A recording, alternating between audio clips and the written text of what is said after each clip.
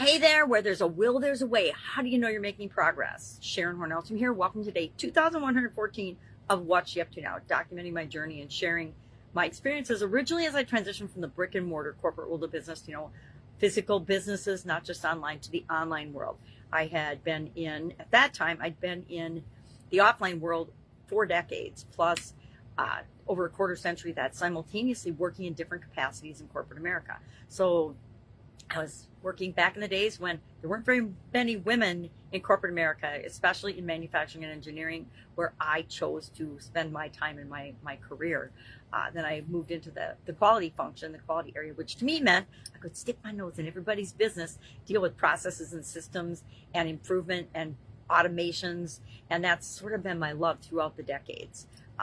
And today, I came online in 2017.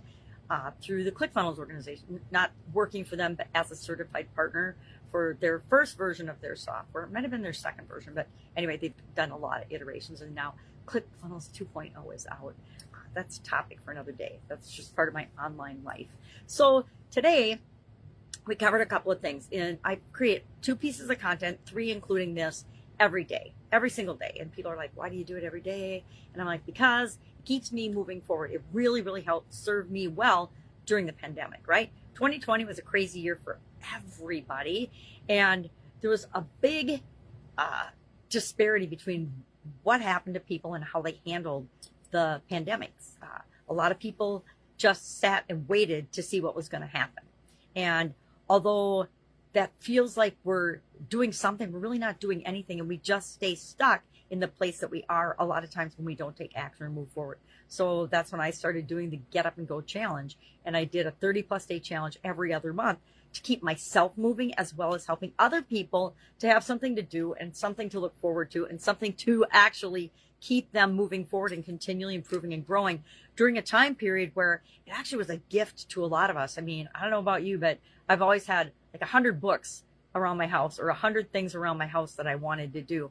And I got to actually have the time and energy to do those things. People that weren't working for the first time ever, although it really stunk from a financial standpoint, either figured out something else that they could do to continue moving forward and create an income for themselves, or they did a lot of those projects. They read those books. They did those things. They created those experiences for themselves and their loved ones that they were usually quarantined with, that made a positive impact and difference on their life.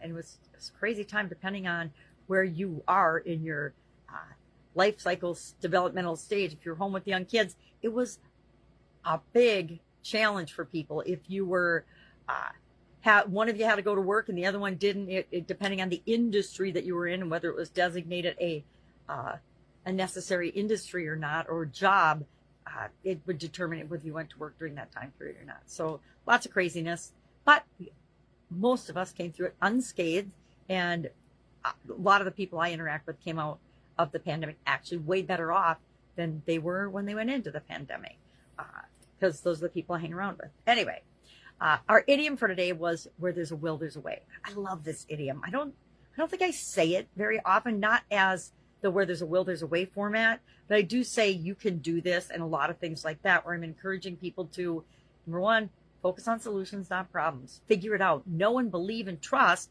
that no matter what comes your way, you're going to figure it out, because you are, right?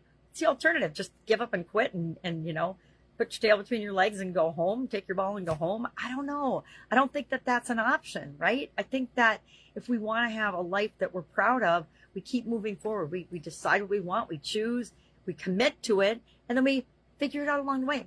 Okay, I want to be this, or I want to do this. I mean, how many of us wanted to be something when we went to college, or when we were little kids, and either we chose something else, or we gave up on that idea, or we figured out how to make it happen in our lives. I always wanted to own my own businesses, or business. I didn't want to own businesses when I first started out. I always wanted to have my own business. And so everything I did, every choice I made along the way, although some of them didn't help me go toward that, some of them actually sent me backwards, that's how we learn, that's how we grow, and that's how we show the universe that we're serious about the things that we think about, the things that we say that we want.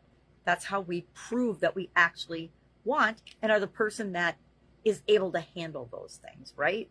So that's my take on all that today. Day 314 today in the annual challenge, to get your goals annual challenge. And we're working through the SOAP process every month. I make sure we go through the SOAP process at least once. Why? Because it's like one of my favorite tools. And once I installed it, and I did this in 2020, into my subconscious, and I used it as a framework for everything that came my way, every setback, every challenge, every obstacle that was thrown at me, like everyone else during 2020, was handled by my subconscious first. And then if it was something big enough that I actually had to think about figuring it out, this is how I did it. I said, okay, what's going on? What's my current story? What's my current situation? What options do I have based on that? Because once I identify where I am and where I want to be, all of a sudden there's this friction to get me from where I am to where I want to be. And then I have to think about, well, how am I going to get there? So then we look at options. We brainstorm in some way, shape, or form, and remember that there's always a lot of different ways to get what we want. There isn't ever just one way. Yep, lots of people online will tell you they're one way to be a billionaire or gazillionaire. But the truth is, there are infinite ways to become whatever it is that you want. And if that's a millionaire, a billionaire, a trillionaire, a gazillionaire, you can follow someone else's model, or chances are, even if you follow someone else's model, you're going to have to figure it out in certain aspects for yourself, because you are going to face different challenges, different obstacles, different setbacks, different mindset and habits and things than the person that you're modeling or following. And if you think that isn't true, you're in for a rude awakening, right? Each mentor that I've had can only get me so far. And then I usually have to find another mentor or another coach or another mastermind or another group, because the group, we actually grow and develop and expand and become more than the certain groups that we originally attracted, right? And that's not a bad thing.